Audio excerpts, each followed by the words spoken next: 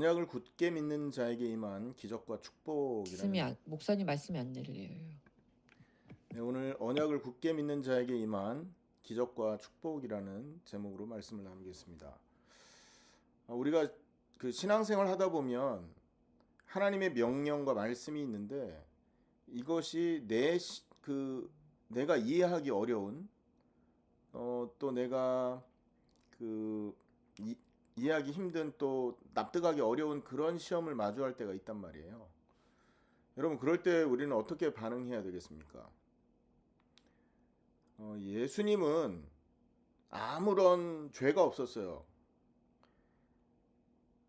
죄의 모양도 없었는데 하나님이 죽으랍니다. 너 죄인처럼 죽어야 돼. 이때 예수님 반발할 수 있었잖아요. 근데 예수님은요, 자기가 이해하기 힘든 그런 조건이었음에도 불구하고 하나님의 명령이고 말씀이고 하나님의 계획이었기 때문에 순종했습니다. 우리 인생에도 그런 일들이 벌어지는 거죠. 오늘 본문에도 보면 이 창세기 22장 15절 19절의 이 말씀은 이런 질문에 대한 굉장히 귀한 교훈을 줍니다. 아브라함한테 하나님이 자기 아들 사랑하는 그 독자 이삭을 번제로 드리라는 엄청난 요구를 하셨고요. 또 아브라함이 그 명령에 순종합니다. 인간적으로는 이해할 수 있나요, 없나요? 이런 상황을 도저히 이해할 수 없지 않습니까? 하지만 아브라함은 하나님의 언약을 믿고 신뢰하고 순종의 걸음을 내딛게 되었던 거죠. 그 결과가 어떻게 됐죠? 기적을 체험합니다. 하나님이 하실 계획을 또 미래를 보게 되는 거죠. 그 증거로 여호와 이레라는 이름을 그 산에다가 명하고 메시아의 그 죽으심과 대속 죽음과 부활하심을 또 이렇게 확인할 수 있는 그런 기회를 얻게 되는 거죠. 이런 모든 은혜가 사실은 이 하나님이 준비하시고 또 하나님이 공급하시고 미리 아시고 준비하시고 공급하신다라고 하는 이 섭리, 하나님의 이 섭리를 신뢰하는 믿음 위에서 있었기 때문에 이 축복을 받게 되는 것이라는 겁니다. 하나님이 우리의 미래를 아십니까 모르십니까? 알아요. 말씀에 이미 약속하셨습니다. 우리를 통해서 온 땅에 하나님의 형상이 가득 차게 만드는 일을 하게 하실 거라는 게 하나님이 우리 인생에 주신 미래예요. 우리 통해 사람 살린다는 겁니다. 우리 통해서 흑암이 잡힌 자들을 하나님께 돌아오게 한다는 거예요. 이게 하나님이 우리의 인생을 통해서 하실 미래의 일입니다. 그러면 이 일을 이루기 위해서 하나님은 준비하시겠죠. 그죠? 뭔가 필요한 것들을 준비하실 거란 말이에요. 우리가 부족하단 말이에요. 준비하시는 상황 가운데 어려움도 있을 수 있고 좋은 일도 있을 수 있고 내가 또 의도하지 않았던 일을 만날 수도 있고 하지만 그 모든 것이 미래의 그 일을 이루기 위한 준비 과정들이라는 겁니다. 그러다가 어느 날 하나님이 정한 때 우리 인생을 통해서 하나님이 하실 일이 나타나는 거죠. 공급하시는 겁니다. 이게 하나님의 섭리라고 하는 거죠. 프로비던스. 이 프로비던스라는 하나님의 섭리를 믿을 때 우리는 흔들리지 않게 되는 겁니다. 아브라함이 이 하나님의 섭리를 믿고 그것을 확신했기 때문에 흔들리지 않았고 또 하나님의 축복을 얻을 수 있었다라는 거죠. 오늘 이 본문을 통해서 하나님을 신뢰하고 이 하나님의 섭리를 끝까지 흔들리지 않고 믿는 자에게 주시는 은혜를 다시 한번 확인하는 귀한 시간이 되면 좋겠습니다. 첫 번째, 언약을 향한 아브라함의 확고한 믿음에 대해서 한번 생각해 보겠습니다. 언약을 향한 확고한 아브라함의 믿음. 이미 하나님께서 이삭을 통해 무언가를 이루겠다는 약속을 하셨잖아요. 창세기 17장 19절 그리고 17장 21절에 하나님이 이미 그 약속을 하십니다. 그리고 기적과 같은 하나님의 은혜로 아들이 탄생합니다. 그런데 하나님은 이 아브라함한테 이삭 사랑하는 독자 아들을 번제로 바치라는 이런 명령을 하게 되죠. 언뜻 보면 하나님의 뜻과 언약과 모순이 되잖아요. 맞지 않습니까? 이삭을 통해 하나님 하실 일이 있다고 했는데 죽이라니까. 언뜻 보면 하나님의 뜻과 어긋나 있어요. 그럼에도 불구하고 아브라함은 하나님의 말씀을 끝까지 신뢰했고 즉각 순종했다라는 겁니다. 이게 창세기 22장 앞부분에 보면 정확하게 기록되어 있잖아요. 아브라함이 말씀 받은 다음 날 아침 일찍 일어나 나무를 쪼개고 이삭과 함께 모리아산으로 향해 떠나잖아요. 자기 아내 사라한테 절대 한마디도 상의하지 않았죠. 자기의 결단이었기 때문에 그렇습니다. 자기의 믿음의 결단. 그 믿음의 결단이 자기 아내 사라에 의해서 흔들려지는 것을 원치 않았던 것입니다. 그래서 우리는 이 모습에서도 언약에 대한 그의 확고한 믿음을 볼 수 있다는 겁니다. 하나님이 하신 그 약속을 온전히 믿었기 때문에 그 명령에 자기 자신을 맡기고 자기의 생각을 그 언약에 던져버리고 사실은 하나님이 원하는 길을 따라갈 수밖에 없었던 것이죠. 이 모습을 신약에서는 뭐라고 설명합니까?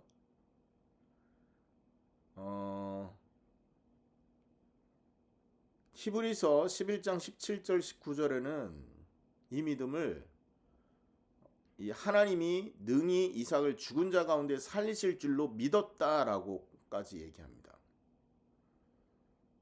그렇기 때문에 뭐예요? 그렇기 때문에 아브라함이 순종할 수 있었다라는 거죠. 그러니까 믿음이 없으면 순종이 나올 수가 없는 겁니다. 반대로 우리가 정말 믿는다면 순종할 수 있는 거죠. 이해할 수 없는 상황이나 내가 납득할 수 없는 그런 어려움이 닥쳤을 때 정말 믿는다면 그 상황에 믿음의 고백을 하고 하나님이 원하는 행동을 할 수 있을 겁니다. 근데 이 사람들이 그런 상황에서 불신앙하고 사실 인간적인 판단과 행동을 하는 것은 뭐죠? 하나님을 신뢰하지 않기 때문인 거죠. 우리의 삶의 모습은 사실 우리의 믿음의 거울입니다. 무엇을 믿느냐에 따라서 어떤 삶이 나오는 거냐, 이게 결정된다는 거죠. 그래서 아브라함은 순종과 흔들리지 않는 이런 결단의 모습이 바로 이 하나님의 언약을 믿는 믿음에서 시작되었었다라는 거죠. 우리 삶도 그렇습니다. 그죠? 때때로 믿음 시련이 찾아와요. 아까도 말했지만 그러한 시련은 사실 우리 생각과 하나님의 말씀이 충돌하는 것처럼 보일 때가 많습니다. 그때 예수님을 기억하셔야 되고 그때 아브라함을 기억하시기 바랍니다. 약속, 하나님은 약속을 주시고 그 약속을 이루시는데 이 하나님의 약속을 정말로 흔들리지 않는 언약으로 굳게 붙드는 사람은 그 말씀에 의해서 순종할 수 있는 힘을 얻게 되는 겁니다. 말씀은 살았고 운동력이 있잖아요. 우리가 말씀을 붙들 때 그 말씀이 우리를 일으켜 세운다니까요. 우리가 시험 들고 우리가 낙심하고 우리가 넘어질 상황임에도 불구하고 하나님의 말씀을 약속을 정확하게 잡는다면 그 말씀이 우리를 일으켜 세운다니까요. 낙심한 자리에서 우리를 승리하게 하고 일어나게 하고 슬픔의 자리에서 우리를 기쁨의 사람으로 바꾸는 그런 기적을 만나게 되는 것입니다. 의지로 하는 게 아닙니다, 여러분. 의지 강하고 성격 유순한 사람은 결심해서 그런 어려움을 넘어갈 수 있겠죠. 근데 그건 잠시입니다. 잠시 되는 것 같아요. 근데 계속 되지는 않죠, 그게. 왜 그렇습니까? 사람의 의지가 한계가 있기 때문에 그렇습니다. 하지만 하나님의 말씀은 어때요? 영원하거든요. 살았고 운동력이 있거든요. 그리고 요한복음 1장에 보면 이 말씀은 곧 하나님이다 이렇게 말합니다. 그래서 우리가 말씀을 잡았다 하나님을 잡은 게 되는 거고, 말씀과 함께한다 하나님과 함께하는 것이고요. 말씀을 묵상한다 하나님을 생각하는 게 되는 것이에요. 그렇게 됐을 때 우리는요 모든 상황에서 일어날 수 있는 힘을 얻게 되는 것입니다. 그리고 그런 어려운 상황에서 우리가 말씀을 잡을 때 아브라함과 같은 심정으로 하나님을 만나게 되고 아브라함과 같은 마음으로 하나님에 순종할 수 있는 그런 사람들이 될 것이고요. 행동으로 온전히 우리의 믿음이 드러날 수 있는 그런 기회가 찾아오게 되는 것입니다. 언약을 향한 확고한 믿음, 말씀을 붙들 때 어떤 환경과 상황, 어떤 상황, 하나님의 말씀과 반대되는 그런 상황에서 흔들리지 않게 된다. 언약을 믿는 여러분 되시기를 예수님의 이름으로 축원합니다. 두 번째입니다. 하나님의 섭리와 기적을 한번 생각해 봅시다. 아브라함이 이삭을 번제로 드리려고 할 때 마지막 순간에 천사를 보냈잖아요. 그래서 그 손을 멈추게 하셨습니다. 자, 그 장면을 보면 하나님이 되게 다급하셨나 봐요. 12절에 보면 22장 12절에 보면 사자가 이르되 그 아이에게 손을 대지 말라. 11절에 보면 10절에 보면 손을 내밀어 칼을 잡고 아들을 잡으려고 하니 이게 이제 칼을 들고 찌르려고 하는 거 아니겠어요? 순식간입니다. 내리치는 것은요. 11절에 여호와의 사자가 하늘에서부터 그를 불러 이르시되 아브라함아 아브라함아 하는지라. 아브라함아 이렇게 한 번만 여유 있게 부른 게 아닐 거 아니에요. 다급하게 두 번이나 불렀다는 거죠.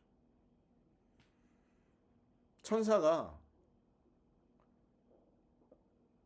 하나님이 천사를 보내서 이 아브라함의 손을 다급하게 멈추게 하셨잖아요. 그리고 눈을 들어봤더니 한 수량이 수풀에 걸려있는 기적이 일어납니다. 아브라함은 하나님의 명령대로 그 수량을 이삭을 대신한 제물로 쓰고 양을 들여서 제사를 드렸죠. 그러면서 그 땅을 여호와 이레라고 하면서 이름을 지어서 고백합니다. 여호와께서 준비하신다라는 뜻을 갖고 있잖아요. 미리 준비하시고 공급하시는 하나님이다라는 겁니다. 이게 뭐라고요? 섭리하시는 하나님이라는 거예요. 아브라함은 그 자리에서 섭리하시는 하나님을 만났던 거죠. 미리 준비하시는 거예요. 자, 보세요. 아브라함은 알지 못했지만 이미 번제에 쓸 어린 양을 하나님이 친히 준비했잖아요. 이처럼 언약을 믿고 순종하는 자에게는요, 하나님은 합당한 때에 기적으로 역사하셔서 필요를 채우시는 분이라는 걸 굳게 믿으셔야 됩니다. 흔들리지 마세요. 반드시 하나님 채우십니다. 종종 우리는 하나님의 섭리를 신뢰하지 못하고 걱정할 때 많잖아요. 하지만 기억하세요. 하나님은 쉬지 않는 분이라니까요. 다른 피조물은 다 잠을 자도 하나님은 졸지도 주무시지도 않는 분이에요. 누구 때문에? 저와 여러분 때문에. 갈라디아 말씀에 보면 쉬지 말고 기도해라 그러잖아요. 왜 기도하라는 줄 아세요? 그렇게 쉬지 말고 기도해야 될 이유가 뭘까요? 쉬지 않고 응답할 거기 때문에 그렇게 말씀하시는 거예요. 하나님은 우리에게 쉬지 않고 응답하실 준비를 하고 계시고 그런 능력을 갖고 계시는 분이라니까요. 그러니까 어려운 문제 앞에서 우리는 하나님의 그 섭리를 신뢰할 수 있어야 되는 겁니다. 우리보다 앞서 일하시는 분이에요. 한번 생각해 보세요, 여러분. 아브라함이 새벽에 그 나무를 쪼개고 아들 이삭을 데리고 모리아산으로 올라가는 동안 하나님은 뭐 하셨습니까? 하나님은요, 저 반대편 산둥성이로 순한 양 한 마리를 올려보내고 계셨는지도 모르잖아요. 아멘? 아브라함은 산에 올라가고 하나님 말씀을 고민하면서 그 명령을 고민하면서 올라갔겠지만 하나님은 그 일을 해결하기 위해서 다른 쪽에서 해결책을 준비하고 계셨다니까요. 우리의 눈에 보이지 않을 뿐 하나님은 항상 일하고 계시는 분입니다. 그래서 우리 백성, 자기 백성을 위한 피할 길과 도움의 손길을 항상 예비해 두시는 거라니까요. 고린도전서 10장 35절에 보면 우리가 시험 당했을 때 하나님께서 피할 길을 미리 준비하신다 말씀하시지 않습니까? 로마서 8장 28절에 보면 사랑하는 자 그 뜻대로 부르심을 입은 자들에게는 모든 것이 합력해 선을 이룬다고 했죠. 준비하신다는 겁니다. 모든 것이 합력한다 이 말은 뭐죠? 좋은 일도 나쁜 일도 이게 하나가 되어서 선하게 바뀐다라는 거예요. 누가 하시는 일이에요? 하나님 하시는 일이에요. 누구를 위해서? 사랑하는 자를 위해서. 그 사랑하는 자가 누굽니까? 그리스도 예수와 함께 십자가에 죽고 그분과 함께 부활에 동참한 하나님의 백성들을 말하는 거예요. 십자가 죽고 부활에 동참한 이 사람들은요, 이제 더 이상 옛사람이 아니잖아요. 더 이상 마귀의 종이 아니잖아요. 하나님의 종이 됐고 말씀에 순종하는 사람들이 됐지 않습니까? 그들을 위해서 하나님은 모든 것을 준비하시는 겁니다. 이게 하나님의 섭리라는 거예요. 고린도전서 10장 13절이군요. 자, 하나님은 사람이 감당할 시험 밖에는 너희에게 당한 것이 없나니 하나님은 또한 시험과 함께 피할 길을 내사 너희로 능히 감당하게 하시느니라. 이게 하나님입니다. 이 말씀처럼 하나님은 우리의 한계를 아시는 거예요. 우리의 부족함을 아시는 겁니다. 우리의 능력 없음을 아시는 분이에요. 그래서 꼭 필요한 순간에 피할 길과 해답을 공급하시는 분이라는 거죠. 그래서 항상 생각하셔야 됩니다. 우리가 어떤 위기에 처했을 때 기적적인 방법으로 하나님은 일하실 수 있다. 오늘 우리 삶에도 하나님 피로를 채우신다. 저와 여러분은 그리스도로 하나님의 백성 된 사람들 아닙니까? 맞죠? 아브라함의 그 서자 이스마엘 보세요. 어떻게 됐습니까? 광야에 쫓겨 나갔을 때 아이고 우리 다 죽는구나 할 때 하나님이 우물까지 다 준비해서 그들이 큰 민족을 이룰 수 있도록 모든 걸 다 준비하셨잖아요. 우리 오늘 믿음을 회복하길 바랍니다. 우리의 모든 삶의 필요도 채우실 수 있는 분이다. 아멘. 그러므로 사랑하는 성도 여러분, 하나님의 선하신 섭리를 신뢰하시는 여러분 되기를 축원합니다. 당장 이해되지 않는 일들이 있을 수 있어요. 하지만 함께 하나님은 아파하고 계시다. 하나님이 우리의 그 이해할 수 없는 상황 때문에 함께 아파하고 계신다. 그리고 동시에 우리의 그 아픔을 해결하기 위해서 해결책을 준비하고 계신다라는 것을 꼭 믿으셔야 됩니다. 반드시 오게 됩니다.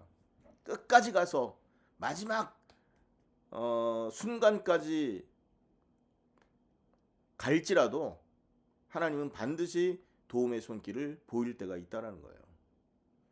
한 가지 확실한 건 결코 늦지 않을 거라는 겁니다. 만약에 그러다가 우리가 죽게 됩니다. 그럼 어떻게 하면 됩니까? 죽으면 되는 겁니다. 죽으면 되는 거죠. 죽으면 어디예요? 천국, 하나님 품. 근데 죽지 않는다니까요. 하나님이 모든 걸 다 열고 준비하고 계십니다. 상상하지 못할 방법으로 주님은 우리의 손길, 우리의 손길과 우리의 인생길을 인도하고 보호하게 되실 겁니다. 마태복음 6장 31절에서 33절 하나님은 우리의 일용할 양식을 공급하신다. 아멘. 들의 백합화를 봐라. 공중의 새를 봐라. 누가 먹이고 누가 입히냐. 아무것도 안 하는데 하나님이 다 한다. 다 먹이고 입힌다. 너희는 그들보다 비싸지 않냐. 믿음이 적은 자들아.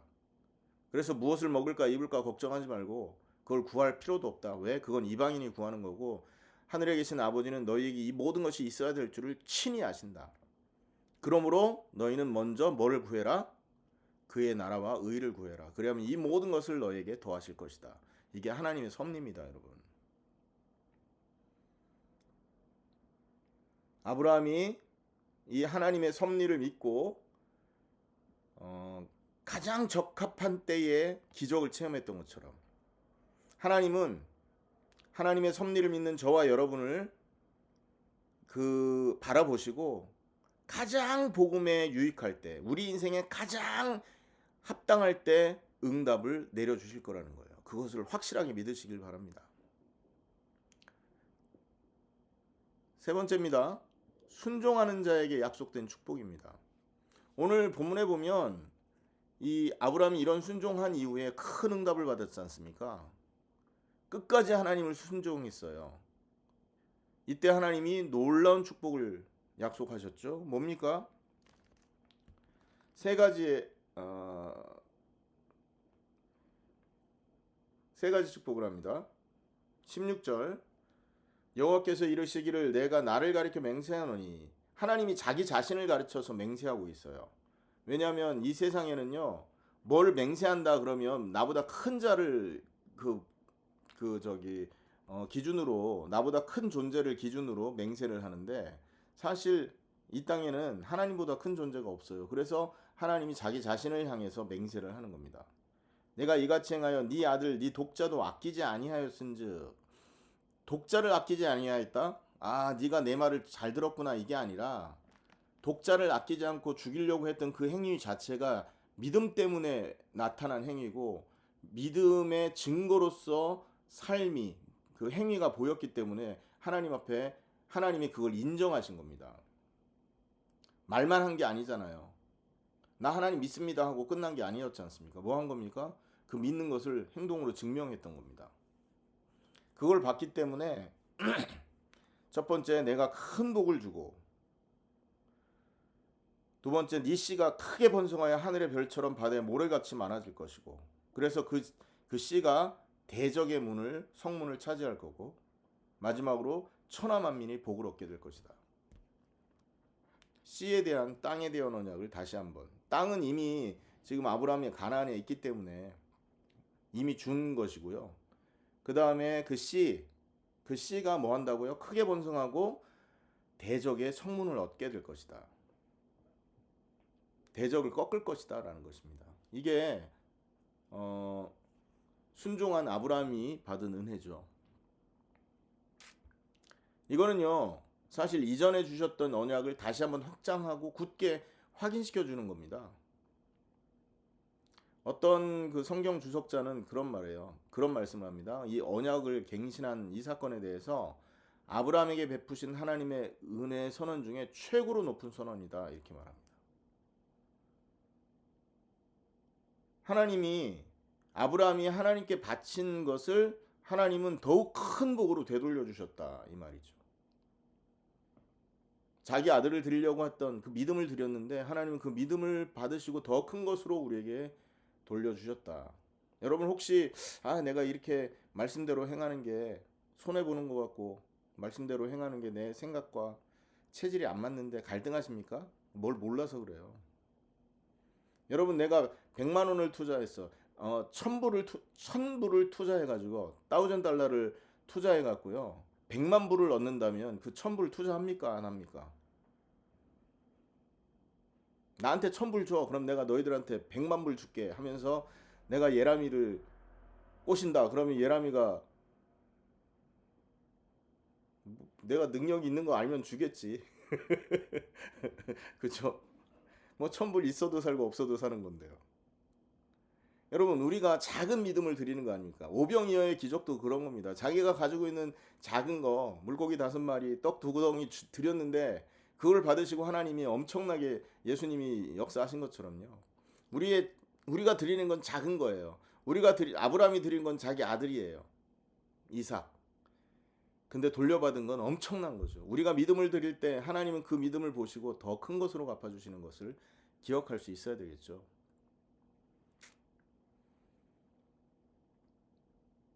하나님께서는요, 믿음을 드린 자에게 말할 수 없는 유익으로 갚아주시는 게 진리라는 걸 기억하셔야 돼요. 이것을 아브라함이 체험한 것입니다. 특별히 18절에 보면 네 씨로 말미암아 천하 만국이 복을 얻을 거다. 이 약속은 앞으로 아브라함의 후손 가운데 탄생할 메시아 예수 그리스도이신 예수님을 가리키는 말이에요. 그리스도가 오시면 어떻게 됩니까? 모든 인류의 죄가 끝나잖아요. 왜? 신이 이삭을 대신해서 죽은 그 수량처럼 전 인류의 죄를 대신해서 죽는 진짜 어린 양이 되는 겁니다. 하나님의 제물.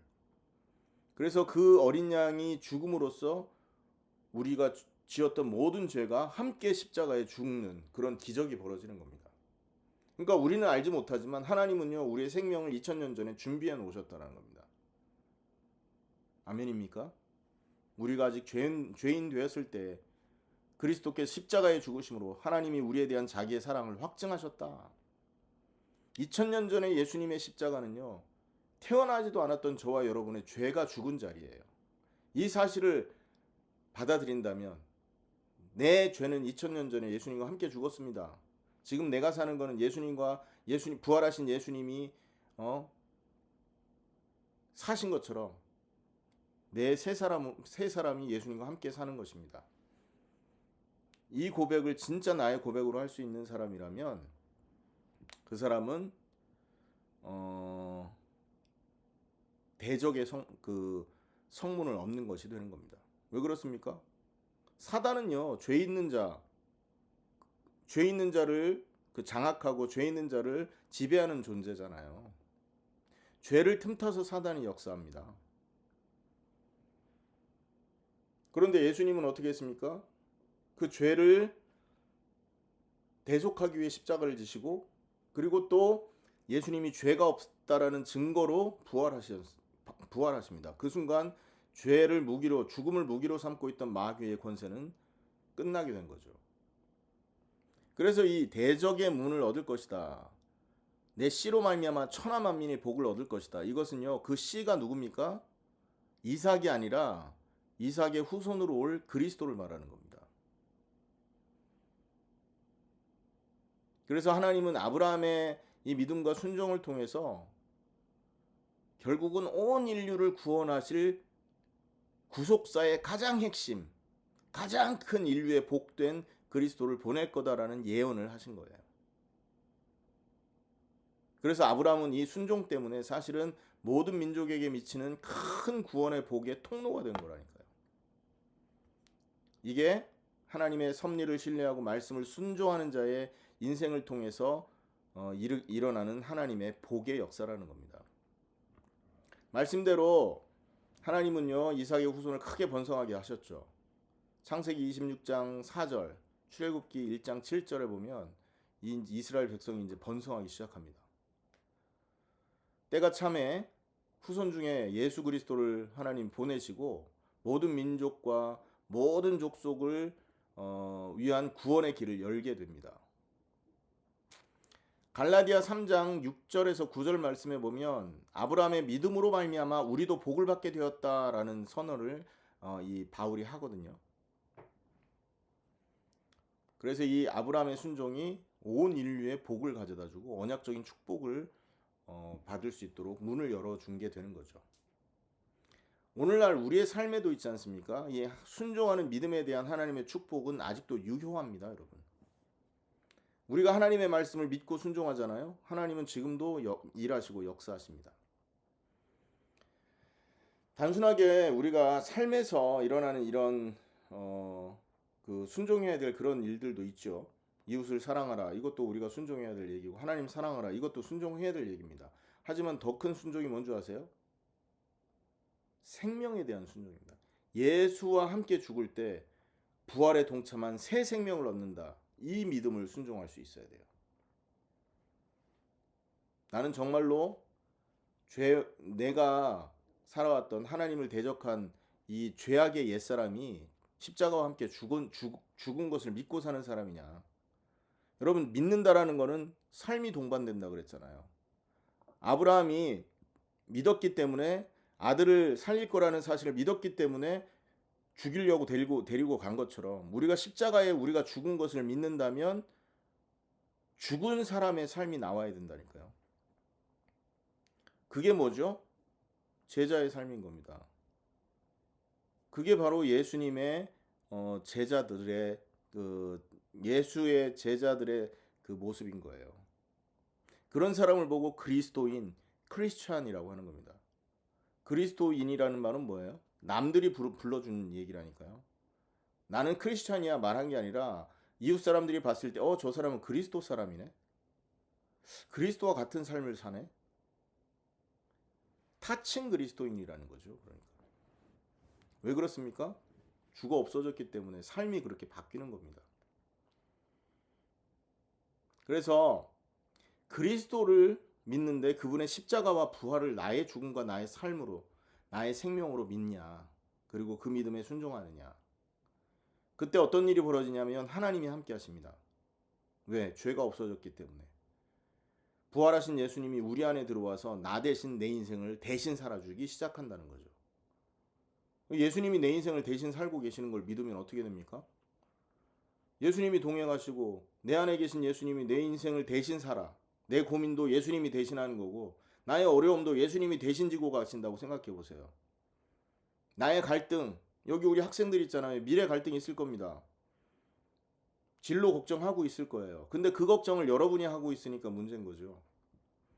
여러분이 그 걱정을 하다 보면 나중에 어떻게 되느냐? 문제 와요. 이상하게 돼, 사람. 근데 십자가에 내가 죽었고 부활에 동참한 게 맞다면, 그 사실을 믿는다면, 믿는 순간 예수님이 내 인생으로 들어오고 내 인생에 개입하시잖아요. 그럼 그 예수님이 노시냔 말이에요. 내 고민을 함께 해주고 나의 멍에를 같이 지고 계신다니까요. 그럴 때 우리는 어떻게 되는 겁니까? 해방을 받는 겁니다. 문제에서. 그럴 때 우리는 주와 복음을 위해서 살 수 있는 여유가 생기는 거죠. 그래서 순종하는 믿음이 하나님이 그 믿음을 가진 자, 순종하는 믿음에 대해서 하나님이 축복하는 것은요, 지금도 유효한데, 어떻게 유효하냐? 말씀대로 하나님이 함께 하시기 시작합니다. 그래서 더 이상 마귀에게, 더 이상 사단에게 끌려가지 않는 사람이 되도록 만들어 주셔요.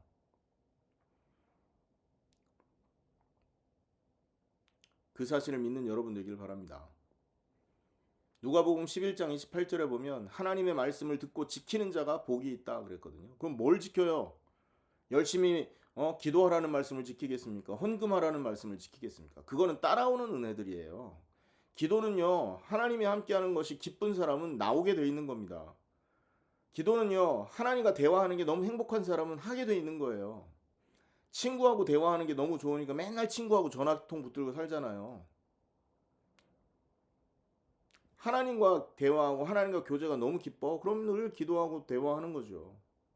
따라오는 겁니다. 예배도 나를 구원하신 하나님이 너무 감사해요. 그러니까 여러분 당연히 예배하고 당연히 하나님을 찬양하는 거죠. 그게 그러면 근본적으로 뭐가 변화해야 되느냐? 십자가와 함께 하는 거예요. 십자가에 내가 정말 죽은 자가 맞냐? 그리고 내가 2000년 전 예수님이 나 위에 죽은 내가 예수님을 알지도 못할 때, 하나님을 알지도 못할 때 내 죄를 십자가에 이미 못 박아 죽게 했다라는 사실을 정말 믿냐? 거기부터 출발이라니까요. 그 사실을 믿는다? 그럼 뭐예요? 예수님의 죽음을 받아들인다. 이게 되는 겁니다. 왜 그렇죠? 2000년 전에 내 그 옛사람은 죽어 있잖아요. 십자가에 예수님과 함께. 그걸 받아들였기 때문에 예수님의 죽음도 내 죽음이 같이 되는 겁니다. 그 사실을 믿는 자는 부활에 동참하는 길이 열리고 하나님이 함께하는 길이 열리고 예수님이 우리 안에 계시기 때문에 우리 인생을 예수님이 대신 책임지고 계시는 것을 누리게 되는 거죠. 이게 큰 축복입니다. 모든 문제에서 해방받는 길인 거예요, 이게. 아무것도 염려하지 말라 그러잖아요. 예수님이 함께하니까. 두려워하지 말라 말씀하지 않습니까? 근데 이게 안 믿어지면요, 아무거나 염려하고요, 매사에 두려워한다니까요. 큰 은혜가 믿음과 함께 회복되기를 축복합니다. 그래서 하나님의 인도하심을 믿고 그의 말씀대로 행하는 삶, 이거는요 따라오는 겁니다. 그래서 이 죽음과 부활을, 십자가의 죽음과 부활의 은혜를 믿는 자에게는요. 자, 그렇게 됐을 때 하나님은 삶 가운데 그를 복주시기 시작하는 거죠. 때때로는 물질적인 형통이나 건강의 축복을 얻을 수도 있어요. 왜? 그게 복음에 유익하면요. 물질적인 축복이나 건강의 축복이 복음에 방해가 되면 주지 않을 수 있겠죠. 그래서 하나님의 응답은 하나님의 영광과 하나님의 그 계획과 앞으로 우리 인생이 하나님의 형상을 온 땅에 가득 차게 만드는 일에 쓰임 받는 데 있어서 유익하냐, 이거를 따지시는 분이에요. 이거에 유익하면 물질도 줍니다. 근데 이거에 유익하지 않은 있던 물질도 빼앗아가는 겁니다. 그래서 물질적인 형통이나 건강의 축복일 수도 있고, 또 어떨 때는 이 삶의 평안이나 또 영적인 축복일 수도 있어요. 목적은 뭡니까? 복음에 유익하라고. 그래서 결국은 온전히 우리의 삶이 하나님을 순종하고 우리의 삶이 하나님의 형상으로서 늘 하나님을 투영해서 살 수 있는 자들로 바뀌어지는, 이게 목적인 거죠. 시편 84편 12절에 만군의 여호와여 주께 의지하는 자는 복이 있나이다, 이런 말을 하죠. 하나님은 신실하십니다. 그래서 우리의 믿음을 절대 외면하시는 분이 아니세요. 응답이 조금 늦는 경우는 있겠죠. 근데 늦어도 섭리하신 하나님을 믿는다면 흔들리지 않습니다. 응답이 없어도 우리는 하나님 믿을 건데요. 왜? 예수님 아니면 우리는 지옥 형벌인데요. 예수님 아니면 우리는 마귀의 종인데요. 예수님 아니면 우리는 죄의 종으로 살다가 심판받는 존재인데. 그래서 우리가 육신적으로 또는 뭐 삶의 변화가 없더라도 우린 예수 믿을 사람들입니다. 근데 예수 잘 믿잖아요? 육신적인 복도 따라옵니다. 그거는 옵션.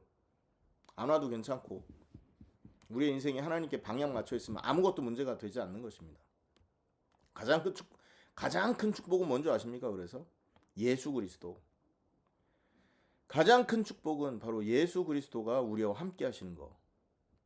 이것이 가장 큰 축복임을 기억하셔야 됩니다. 자, 오늘 결론으로 말씀을 맺습니다. 우리는요, 아브라함이 하나님의 말씀에 순종해서 자기 아들을 바치고 나서 이런 엄청난 은혜를 받은 이 모습을 보면서 언약과 섭리를 신뢰하는 삶을 살아야 되는 거예요. 하나님의 언약 뭡니까? 그리스도 아닙니까? 모든 역사는 그리스도를 중심으로 돌아가요. 하나님의 역사는 그리스도를 중심으로 진행되는 겁니다. 모든 그의 주인공이 그리스도예요. 여러분 아시다시피 역사를 히스토리라 그러잖아요. 그 히스토리가 두 개가 붙어진 단어인 거 아시죠? His story라는 말이에요. 그의 이야기라는 뜻입니다. 역사는 그래서 그리스도를 중심으로 움직여 가는 것이에요. 우리 인생도 그리스도를 방향으로 설정이 되어 있어야 되는 겁니다. 이런 자는 어떻게 되느냐? 여호와 일에 축복을 얻게 되는 겁니다. 만나의 기적을 체험하는 거죠. 그리고 우리가 이 사실을 믿는 믿음의 행위를 통해서 하나님은 영광을 받으시는 겁니다. 이런 응답이 저와 여러분의 인생 속에 날마다 회복될 수 있기를 예수님의 이름으로 축원합니다. 기도하겠습니다. 하나님,